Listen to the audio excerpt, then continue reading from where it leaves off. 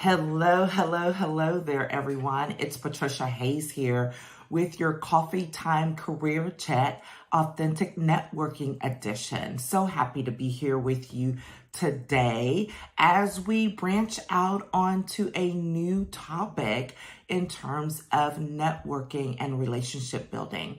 And this is one that I've been thinking about for some time now over the course of the last year, but had not really gotten into it as I planned. So here's how we're going to start it.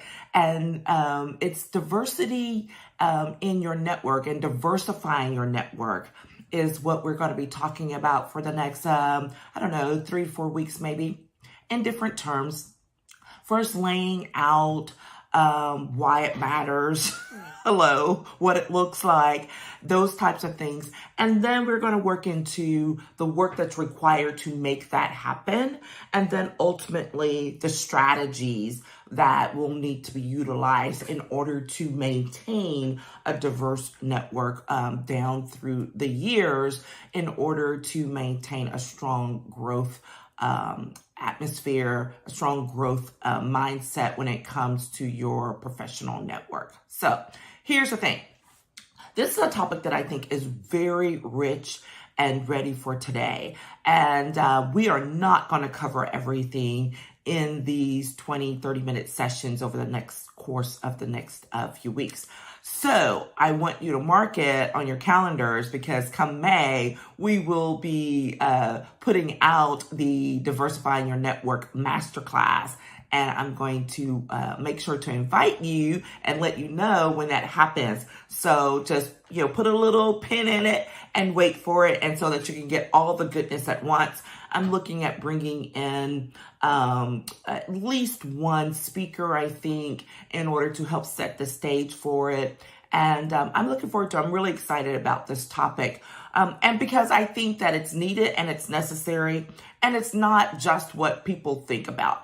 I'm not really concerned about folks who are a little scared of the DEI conversations that are going on today, but we're talking about what's necessary if you really want to be professionally successful, if you really want to achieve your dreams, if you really want to get to the next level of your goals. Then one of the key things that you will have to do is diversify your network. Now, so what does this mean? I'm talking about diversity. Okay, so let's just lay it out there in its very basic terms. What does diversity mean? Especially what does diversity mean today, right? So we're talking about cultural diversity, racial, religious, sex and gender, sexual orientation, and ability, right? And so that has this huge gamut of things, including age, social class, political beliefs. So like all of those things kind of fall into the cultural aspect. And then we've got, like we said, ethnicity, race, national origin, all of those things. Now, you're like, why should I care about all of that? Because when you are entering the work world, as you should be already, that's what it looks like. It's not homogenous. It's not one size fits all. There is a big, giant world out there, and there's so much richness to be gained from other perspectives, from other thoughts, ideas, whatever. Just because someone doesn't think like you doesn't mean they're wrong. We can all learn from each other. And so if you are being conscientious about making sure that your network, your professional relationships do not all look like you, sound like you, come from the same social class, all of those things, then you are on the right step. Like you are on the right track. You are headed in the right direction for long-term success. Now, short-term, it can be working just fine for you. And as you get to certain levels of things, it may work just fine. But the bottom line is that even folks who get to, let's say, some of the upper echelons, and you can say, why does it matter for them? Well, we're not talking about billionaires here, but I bet you anything, even the billionaires have networks that do not look all the same. You would be surprised at who they are connected with and how. This is when this is those moments when you are watching some, I don't know, award show or some little blip about someone and they mention someone else that you're like, what? Like they're connected? It's that kind of moment, right? Don't make assumptions about who people know or how they're connected because you could be incredibly surprised. That term about 6 degrees of separation is really, really true. But if you don't even make the effort so that there are some multiple degrees between you, then you're going to have a problem. And this is where, the kid, I won't say toy, but kind of experience of the flat Stanley, and where, you can be able to fold, flat Stanley up and take them wherever you want in the world. But we're not flat Stanleys. We're multi-dimensional beings, and we need to be prepared to deal with other multi-dimensional beings or to be exposed to them and or to be able to both help and give to them and to be open to receiving, because that's a big deal. Some people will not be open to receiving from someone who doesn't look, sound, act like them. And that's a problem. And so this is kind of maybe the more difficult part of this conversation, but it's one that applies to everyone. I do not care what your racial background is. I do not care what your ethnicity is. I do not care what your social class is. I don't care about any of that. If you are not open to diversifying who you interact with, then you are deliberately limiting your potential. And if you're okay with that, then that's fine. And you don't have to listen to any more of these sessions because it's a waste of your time. However, if you do not want to limit your potential and you want to make sure that you are leaving yourself open to all of the opportunities that are out there for you, then I invite you to stick it out with me during these sessions, to prepare to attend the masterclass when it's available. And let's have a great conversation about what this looks like. Okay, so we've got that, so we've got our basic definition of diversity, and then we'll start talking about what that means when it comes to applying it to developing and expanding our professional relationships. So the other thing is we need to make sure to identify the value. And here's the thing, personally and professionally, there's great value in having a diverse network and having diverse relationships, because when people have differing experiences and you cross-pollinate and share them, there's great potential for learning, for resource sharing, and for opportunities that may not be available to someone, or that they may not even think about because they don't run in those circles, right? But when you're willing to share across with someone who doesn't look like, sound like, act like you, then that is rich, and it builds out this richness in your network, and you start laying a foundation for long-term growth, because people are like, man, that's fantastic. That was great how they contributed. I would love to introduce them to XYZ. Or, hey, we really need someone to come speak to our organization about a few things. Are you available? Okay, based on your experiences, based on your racial and ethnic identities, based on your experiences as a woman in the workplace. There's just a whole huge potential out there that's always existed, but having to break through it. Now, here's the thing, because particularly in the US, because we're much more insular just as a country, where we're not like in Europe where they're, within so many, thousands of miles, hundreds of miles, maybe even, you can come across tons of different people from different backgrounds and different countries and nationalities and all of that. Okay. So that's one of the things that's at play. What we have to remember, particularly if you are in the US, is that your experiences in the US do not look like the global world. Like, not even, it's just the tip of the iceberg. Okay. And so that's one of the things, when you talk about nationality, that's one of those things to think about. Like, how can you reach out to others so that you can learn how to think more globally? Okay, especially if you're in certain fields. If there are certain fields and you're interested in doing more global outreach, if you're interested in doing international work, well, guess what? You gotta venture out there. You gotta have some more experiences. I know that one of those things that's going to be super valuable, and I'll use my daughter as an example.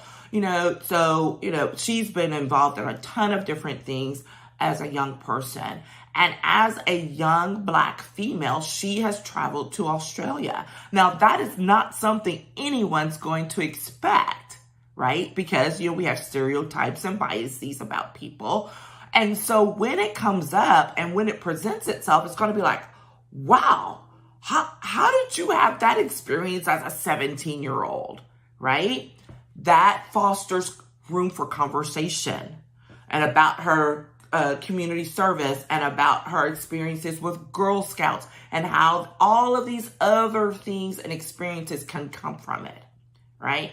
So that's why you can, have an interaction with someone that looks, like it's kind of vanilla. But when you start sharing in conversation and start digging a little deeper, you would be surprised at some of the opportunities, some of the resources that you can gain from someone who, again, doesn't look or sound like you. So, and we'll talk about that as we move along, about not making assumptions about the people that you interact with, because that plays into how you build out your professional network greatly. And it affects your ability to build trust with people as well. So we'll talk about that along the way. But the value in diversifying your network is just exponential, right? You cannot put a dollar value on it, because it will continue to give to you. All right. Those of you who know me, know that I have a pretty diverse, network. I've grown up in suburban schools. I've attended private and public universities. I've attended law school. I've worked in the government sector. I've worked in the nonprofit sector. I've worked as an entrepreneur and as a business owner. And here's the thing. I keep up with people all along the way, right? I make sure to try and nurture that. And so that means for me, as someone who's a little more mature and advanced in these relationship building experiences, that it actually takes a little more effort for me to make sure that I am still diversifying my network on a regular basis in order to grow. So what does it mean for me today, with all of those years of experiences and different experiences? What does that mean for me in order to think about diversifying my network moving forward? Okay. And so for me, it's in different avenues, right? That I'm looking to work with and get to know better other entrepreneurs who are doing similar work, or not necessarily doing similar work, but have similar goals, right? So we don't have to be doing the same things. I actually like talking to people who do different things, but we have the same goals. And so talking and sharing with them. If I'm looking at other things that I'm interested in doing, like speaking nationally and internationally. Well, that means I've got to up level and start engaging with some other people who are doing those things, right? If there aren't a lot of those types of people in my network right now, that means I have to stretch. I have to reach out and engage in organizations, with groups, with other people who are doing those types of things. Okay. So it grows and it develops as you grow and develop what your goals are, who you're looking to engage with, and remembering to keep a diversity lens on it so that it doesn't look like still dealing with a whole bunch of people like me. All right. So for me, that would mean is I don't want to deal with a bunch of just other lawyers or women who are coaches. Like that's my nexus right now. So don't get me wrong. That's my nexus, and they're extremely supportive and working for me greatly right now. But that's a launching pad to the next thing. Okay, that is okay. I'm working with and learning more from those types of folks as I grow and as they grow to the next level, so that we can share experiences, share relationships from other people, other organizations. And so with the idea of up-leveling all of us at the same time. Okay. The value in diversifying your network is just incredible. I just can't even begin to tell you what that looks like. I know that I will be able to travel the world just because I was able to reach out and was willing to reach out and interact with others. I now have personal contacts in Australia, unrelated to my daughter's trip, right? But because of a business group I was a part of and connecting with another female business owner in Australia, she invited me to come speak at one of her sessions, and I did. And guess what? Like, we're connected now. I'm looking forward to going to Australia someday to actually meet up in person. How about that, right? All of these different things. Not being afraid to get outside your bubble. And this is important. Why should you care? You should care about diversifying your network. I've been saying it already, because you care about your long-term growth and development as a person and as a professional. Okay, so, if you are, let's say, an engineer, you're perfectly happy with what you're doing right now. You really don't have any interest in getting too far outside your bubble and dealing with other engineers in a particular industry. Again, then this is not going to be interesting to you. It's not going to feed you because you're not ready or willing to engage in it. However, if you have goals as an engineer to own your own business, or to take on leadership roles in your organization, or to shift fields that you're working or industries that you're working in, guess what? Diversifying your network is going to be key. You're not going to learn about owning a business just sticking with your own little group of engineers. Okay? You're going to have to go talk to some other people who are not engineers. You're going to talk to some people who don't look like you, who don't sound like you, right? Who don't act like you. So get outside that bubble. Be willing and ready for those experiences. Are they going to be uncomfortable sometimes? Absolutely. Absolutely. I know that there are times when I'm uncomfortable, when I realize, and I'm in a group where I'm like, oh my gosh, like this is a different group of people I'm not used to running with. Guess what? Dig in. Let's go. That's fantastic. Okay? Because I can't get to being $1 million business owner if I'm only dealing with folks who are, happy working in a 6-figure job. Right? What do I have to do? I have to go where the $1 million business owners are. And I'm going to be uncomfortable along the way, but I have to step outside of my comfort zone and be willing to open myself to talk to other people, because it will feed my long-term goals. This is why you should care. This is why you should care. So ultimately, the question for yourself is, do I really want to attain the goals that I've set for myself? And if the answer is yes, then the next question is my professional network diverse enough to help me get to those goals? That's the question, bottom line. And if the answer is no, or I don't know, then I invite you to stick with me along this journey as we continue this conversation. And we dig in a little bit, and you can learn a few more things about the work that's required to diversify your network, and then the strategies that you can implement to make it happen. Okay, that is it. I'm super excited about working with you on this topic, and I can't wait to see where it goes. I love developing new things. This is a new reach, and like I said, I'm going to take you along for the ride, and we're going to both grow as a result of it. If you need anything, don't hesitate to reach out, set up a consultation, send me a message in the DMs. I look forward to following up with you soon, and get ready for all kinds of great goodness that's coming down the pike. All right. Take care, everyone, and I will talk to you later. Bye-bye.